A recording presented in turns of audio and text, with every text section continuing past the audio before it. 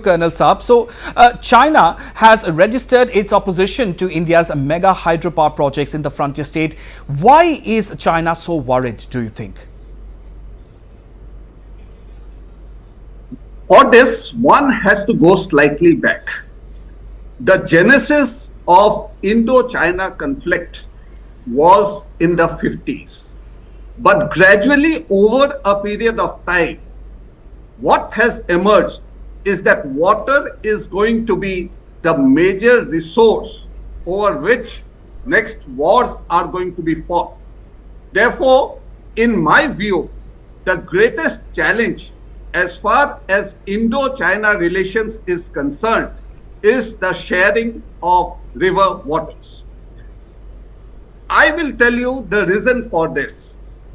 The reason is that China is a huge country which is the largest country wholly in Asia.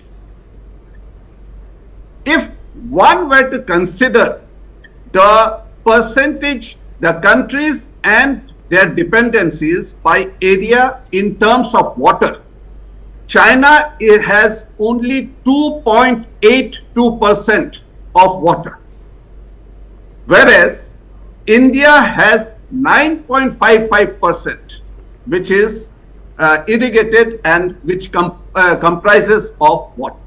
So it implies that China is a water-starved country, and therefore one observes that China is populated mostly on the eastern side. In fact, all of China's cities are on the eastern side. Now, after the occupation of Tibet, Tibet has the largest glaciers and the largest reservoir of water, north of the South Pole, I would say. So, this reservoir of water is seen as a resource which China covets. Now, the Brahmaputra, which when flowing through China is known as the Yarlung Tsangpo, has a great bend just ahead or north of Arunachal Pradesh. To its east, the Chinese area is completely desertified. Therefore, China wants to divert this water from the Brahmaputra into their parched land. And therefore, they have constructed or are in the process of constructing various dams, including the huge Three Gorges project. The implication of this is that once they go ahead with this building of dams, India will be at the mercy of China as far as water is concerned, because the entire northeast is dependent on the Brahmaputra. Therefore, when India has started constructing dams to fulfill its legitimate energy requirements, as electricity is a clean source of energy, China has naturally got perturbed, and they have used the excuse that India is in occupation of their so-called South Tibet. So this is an excuse in which they do not want to share the waters of the Brahmaputra with India and wants to use it as a weapon of, if I may say so, as a weapon of war.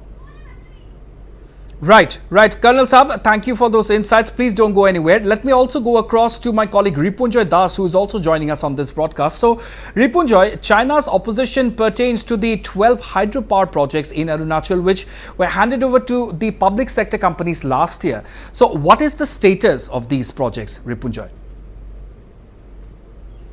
See, Ronak, there is a reason behind handing over these 12 mega projects to the public sector units. Ronak, some of these projects, the MOUs are very old. In fact, we had a discussion with, the Arunachal Pradesh Deputy Chief Minister Chaunamin, who is also in charge of hydropower for his state, as a minister, had informed her around a few months back that most of those projects were non-starters, proved out to be non-starters. So the government of Arunachal Pradesh, as per advisories from the government of India, had handed over these 12 projects to PSUs and decided that they will be implemented by organizations like NHPC, NEPCO and all.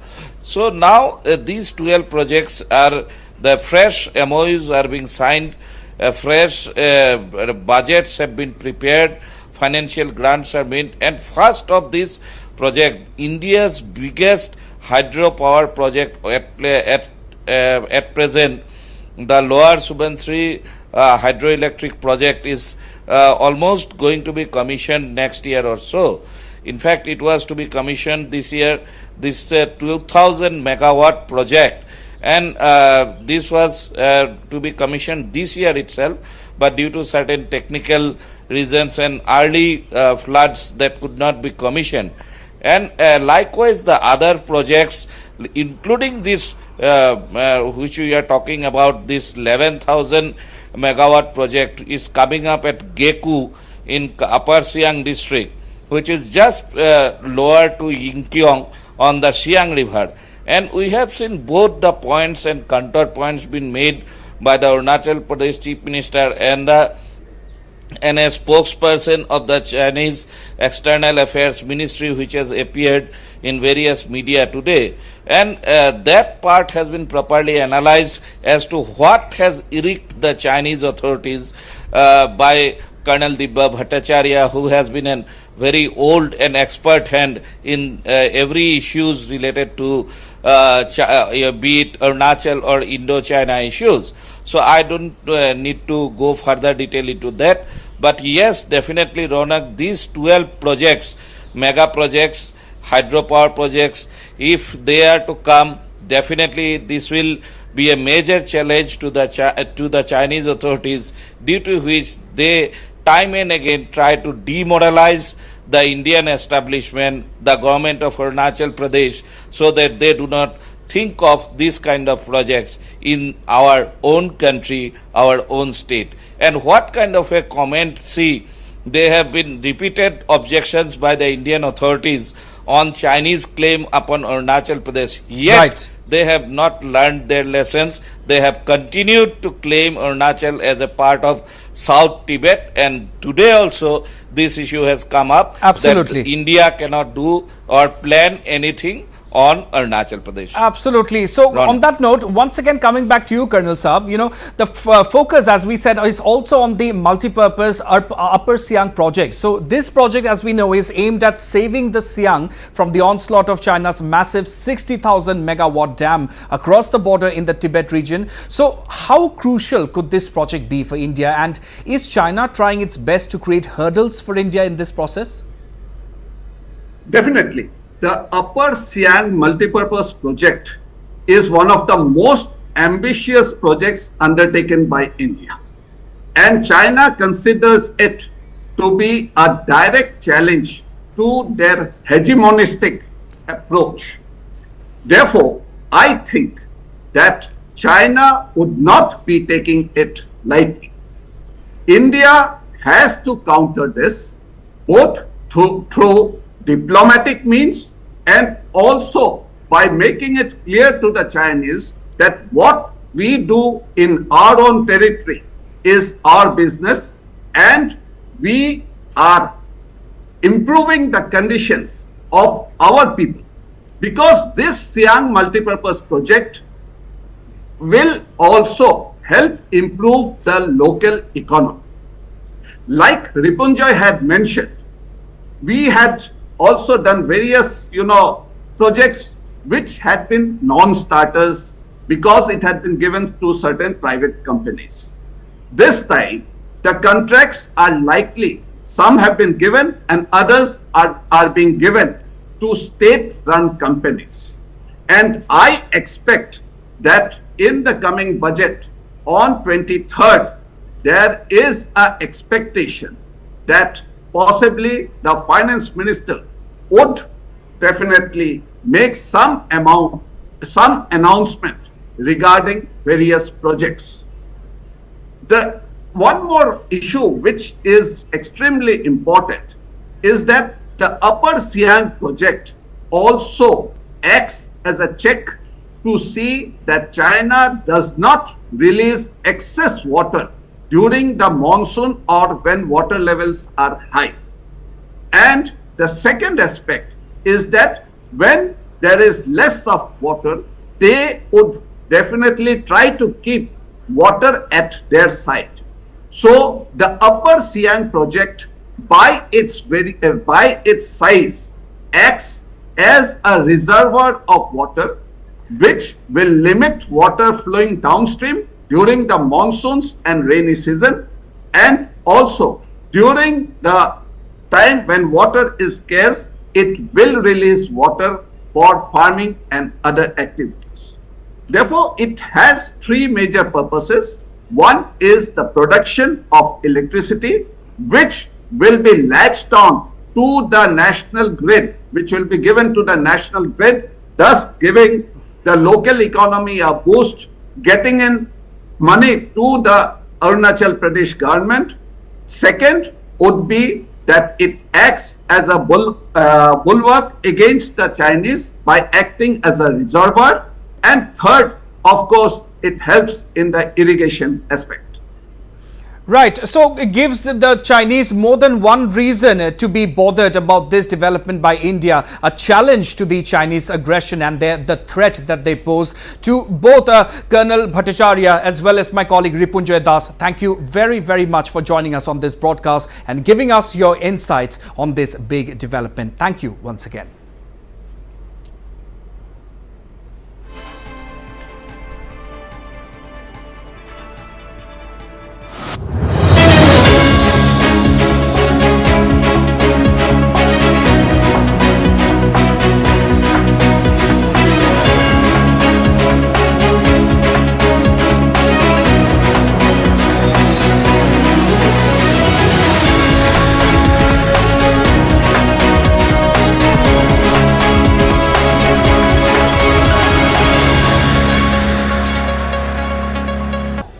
Visit us at News Live Building, Mahapurush Sri Srimanta Shankar Dev Path, Christian Basti, Guwahati 5.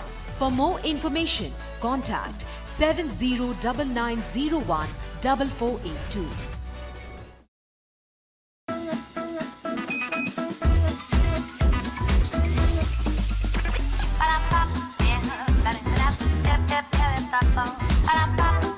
Ace your style with Fasino 125 FI Hybrid.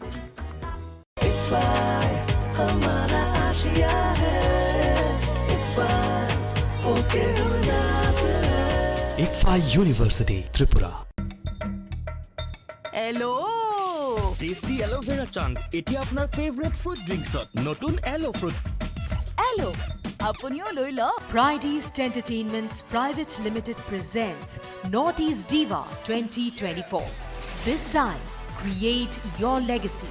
Be the next Northeast Diva. Apply online at www.northeastdiva.com or visit us at News Live Building, Mahapurush Sri Srimanta Shankar Dev Path, Christian Basti, Guwahati 5. For more information, contact 70.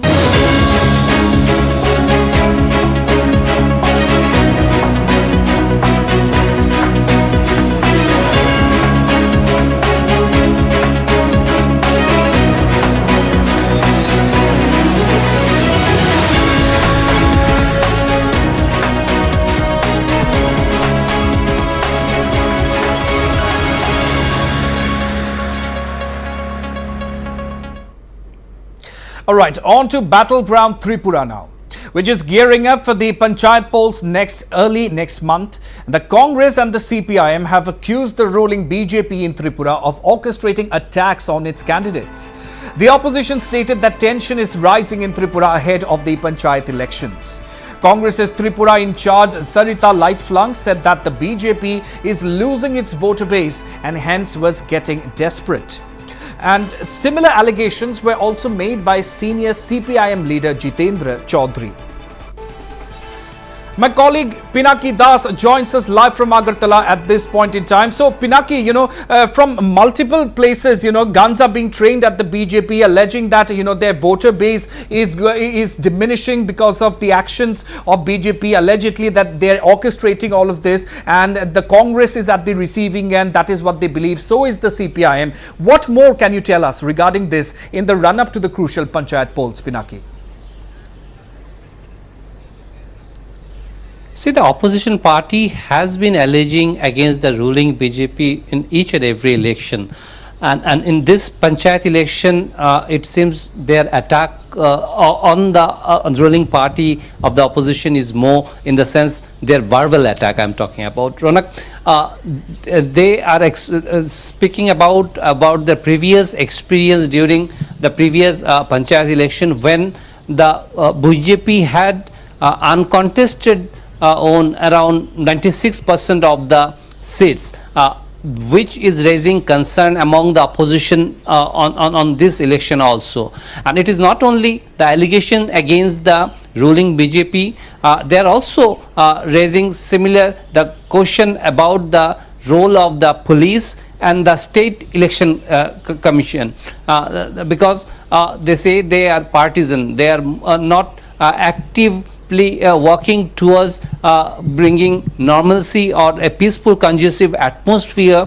The fear psychosis is still there, and police, despite being complaining, the police is not actively taking any role to give the confidence among the opposition candidates and the general public, so that there is a free and fair election. That is the main allegation they are saying. They said even before the declaration of the election, it has been seen that in various places when the opposition party leaders had gone for an all-party meeting on the election to various BDO offices, there they were attacked. And today, when a press conference was going on in the Agartala Congress Bhavan, we saw few people came who allegedly were attacked close to proximity to Agartala when they had gone for submitting their nomination paper. These are the allegations of the ruling against the ruling party by the opposition CPM